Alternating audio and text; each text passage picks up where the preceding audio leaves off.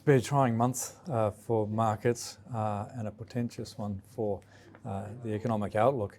The US tariff chaos from about a couple of weeks ago has roiled markets and has clear implications for global growth. The situation is still very uncertain. We've swung very quickly from a surprisingly large set of wide tariffs to a rollback on countries that didn't immediately respond. At the same time as we've seen an escalation of tit-for-tat moves between the US and China, and what looks to be a partial sort of climb down on some of those tariffs. All up, it doesn't look like we're going to see an end to this uncertainty.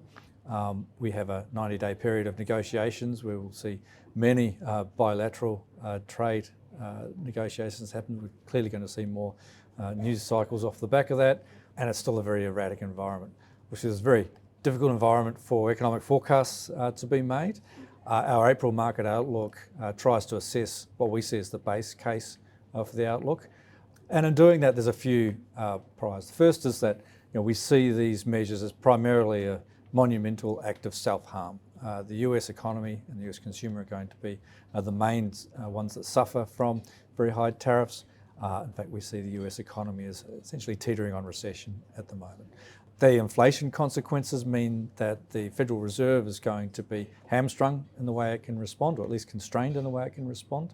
And that also adds to downside risks to the US growth story. All up, we think the hit to global growth is in the order of 0.3 percentage points. Now, that's not quite a recession. I think outside of the US, there's lots more scope for policymakers to respond and provide offsetting support. We've already seen Germany increase an expansion in its fiscal policy intentions, and there's variations of scope across other economies to provide support to their economies, both fiscal, monetary, and other forms of policy support.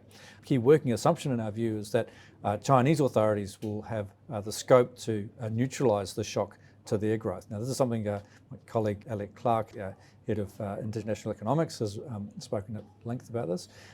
He sees the Chinese economy as having, or Chinese policymakers as having sufficient scope to deliver substantive policy easing that will see them still hit their 5% growth target.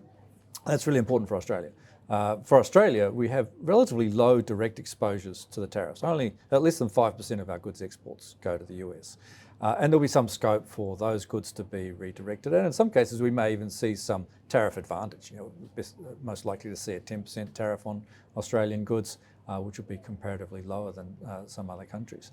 At the same time, though, I think there's indirect effects flowing through China in particular likely to be small as well, on the proviso that growth is maintained at 5%. There will be other channels where this chaos affects Australia. We're clearly seeing financial market weakness. That'll weigh directly on assets and may see wealth effects through parts of the Australian economy. It's also impacting consumer sentiment, and business confidence is likely to show similar weakness.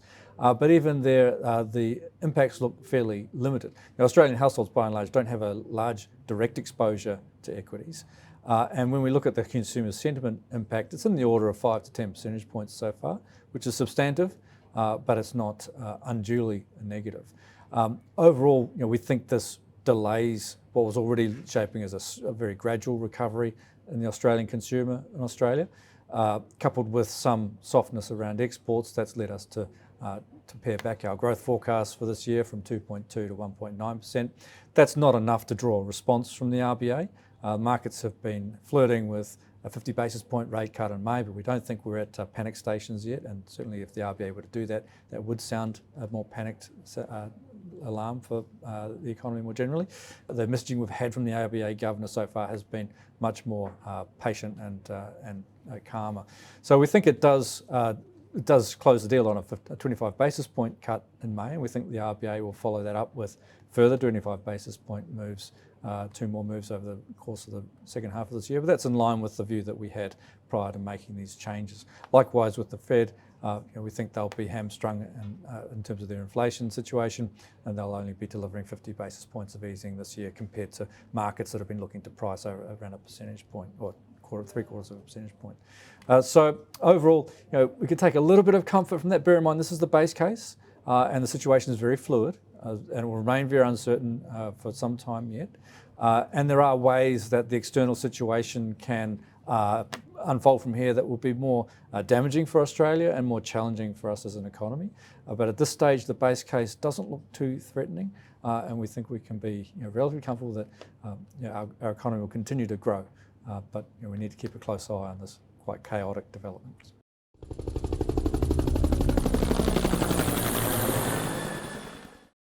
The content of this recording is informational and of general nature only, and is not intended to constitute a research report or reflect any recommendation or financial advice. It has been prepared without taking into account your objectives, financial situation, or needs, and investment decisions should not be based on it. You should obtain your own independent advice before proceeding with any investment decision. Whilst every effort has been taken to ensure that the contents are correct and any opinions, forecasts, conclusions are reasonably held based on information at the date of recording, Westpac does not make any representation or warranty as to the accuracy or completeness of the statements or information contained in this recording, and any liability therefore is expressly disclaimed to the extent permitted by law. None of the material included in this recording should be copied, published or reproduced in whole or in part without the prior written permission of Westpac.